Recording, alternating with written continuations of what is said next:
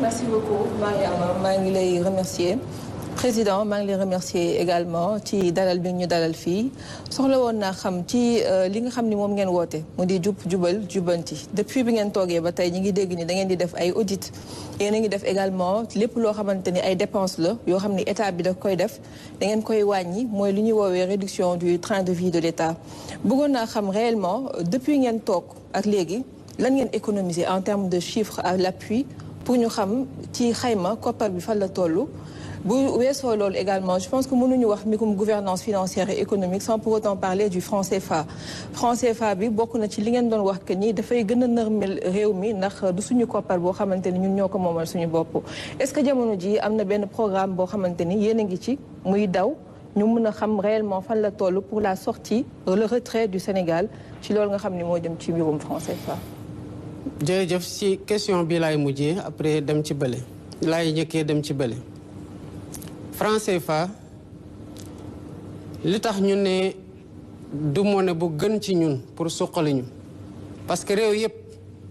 ñetti levier de financement seen économie lañ am wala yi ci gën a fës bi ci njëkk mooy fiscalité bi ci tegu mooy endettement beneen bi mooy monnaie mais boo moomul sa monnaie mënuloo ci décider yenn décisions yi da ngay perdre levier boobu mu dese la ñaar levier kese kon levier boobu bu ñu ci renoncé mënuñu ko utiliser nu ñu ko war a utiliser pour financer économie mais réew yi ko mën mel ni États-Unis moom seeni xaalis bi Covid bi jotee mais dañu battre monnaie jox seen citoyens yi ñun mënuñu ko woon def pourquoi parce que moomuñu suñu monnaie kon du ñu renoncer mukk dans la quête de la souveraineté intégrale di fexe naka la ñu amee suñu monnaie bopp muy benn dans le principe kon wàcc ñu yoon boobu ba tey bu ñu ñëwee nag ak bi ñu ko doon théoriser dañu waxoon li gënoon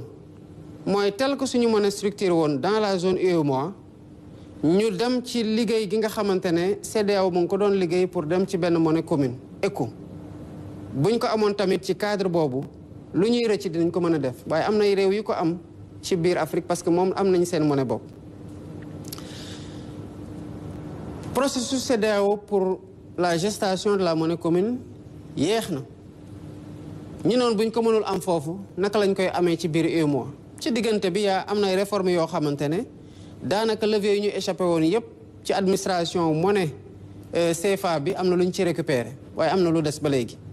parce que ba tey ñu ngi ko arrimé à une seule devise muy l'euro nekk à parité fixe tamit mënuñu profito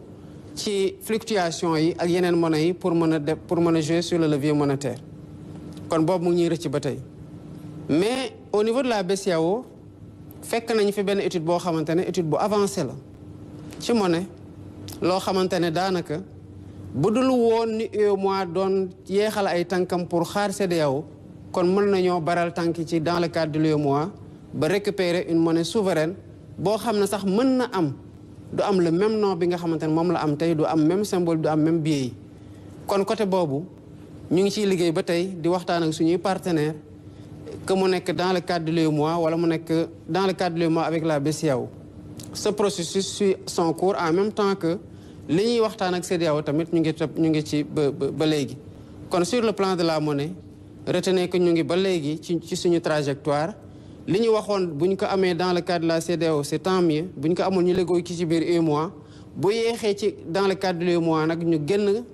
am suñu monnaie bopp mais ça fait juste un an mënuñu en un an ñu ñëw ne waa CEDEAO seen monnaie dafa yeex doo leen ci génn wëlbatiku en un an wax waa UEMOA yéen tamit doo leen avancé kon ñu ngi engagé tout de suite et maintenant en processus monétaire te am na sax d'autres prérequis yoo xamante ne en termes de stabilisation des agrégats et de sécurisation des agrégats macroéconomiques et même suñu économie ci boppam en termes de production d'exportation pour garantir devises yi ay prérequis yoo xamante ne mu pareegul pour ñu jóg rek ne dañuy song directement une monnaie sénégalaise souveraine loolu moo nekk ñaareelu question bi nga xamante ne posé woon nga ko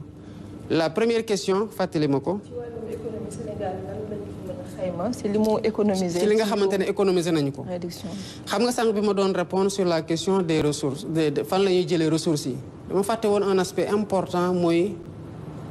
renégociation contrat yi lan la jur. parce que ñaar yooyu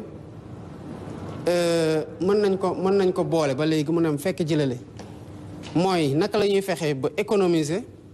ak naka la ñuy fexee ba liy dugg gën a bari ñaata lañ économiser toog fii wax la ni xayma bi chiffre bii la ce serait du ma la mën a jox ay chiffres yu exact parce qu'il faut faire une agrégation de beaucoup d'économies qui ont été faites démb maa ngi suivre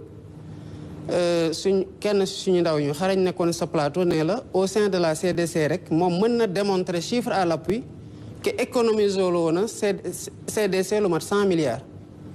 donc imagine que ce travail là à l'échelle de chaque direction n'est pas fait pour ñu mën la ne takk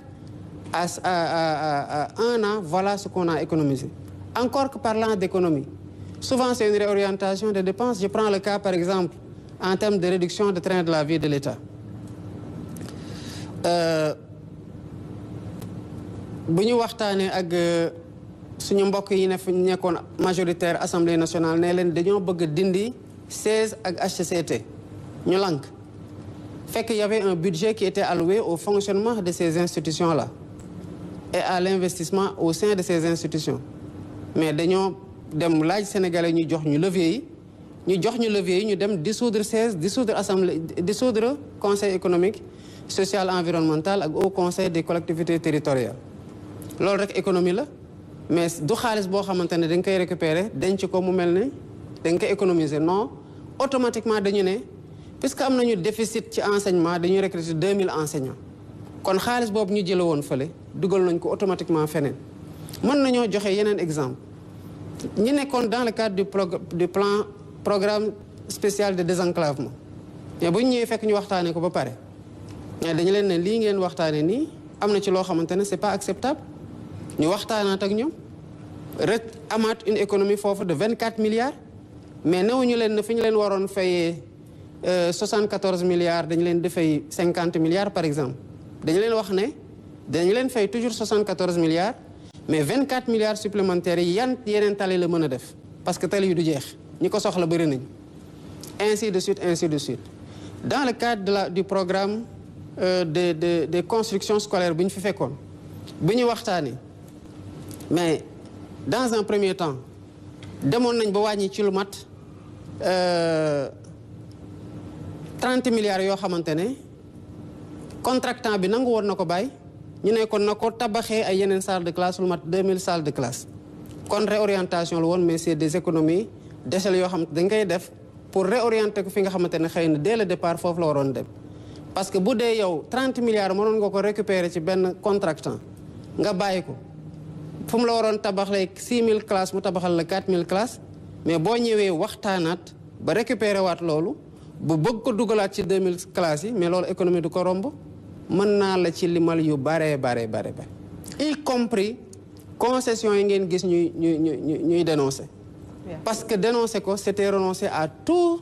ce qui pouvait jóge foofu dugg économie ñaara ci am li waroon duggul nga fexe ba mu dugg li waroon génn dem ci li dul farata nga fexe ba mu dugg ci farata et sous ce rapport là que mu nekk ci audit yi que mu nekk ci renégociation yi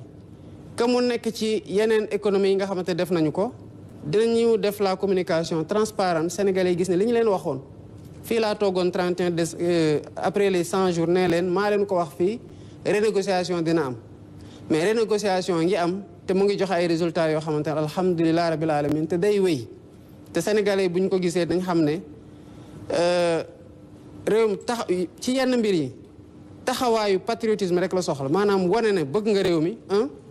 am fulaay défendre réew mi ci loo xamante ne mooy intérêt te loolu gouvernement bi nii la ci def. jërëjëf monsieur le président tontu yi am na solo may rappeler rek sama collègue journaliste yi ku ci nekk benn question nga am ci formulation bi ma leen di ñaan ñu defee ko noonu comme ça.